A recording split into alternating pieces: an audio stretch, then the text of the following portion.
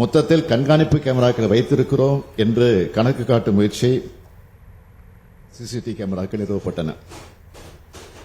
கடந்த ஆட்சியில் மாநிலம் முழுவதும் 1,41,729 கேமராக்கள் வைக்கப்பட்டது என்றால் இப்போது திராவிட மாடல் அரசு ஆட்சியில 1,87,713 கண்காணிப்பு கேமராக்கள் வைக்கப்பட்டுள்ளன.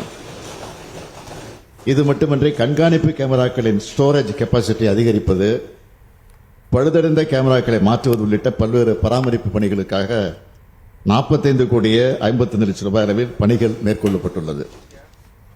மொத்தத்தில் கண்காணிப்பு கேமராக்களை வைத்திருக்கிறோம் என்று கணக்கு காட்டும் முயற்சி அதிமுக ஆட்சி காலத்தில் நடைபெற்றது.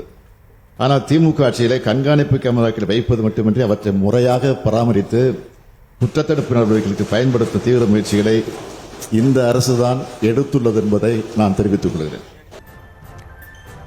சட்டப்பேரவையில் காவல்துறை மானிய கோரிக்கை மீதான விவாதத்தில் தமிழக முதலமைச்சர் மு.க. ஸ்டாலின் உரையாற்றிய அந்த காட்சிகளை பார்த்தும் விவரங்களை தொடர்ந்து பின்வரும் செய்திகளில் பார்க்கலாம்.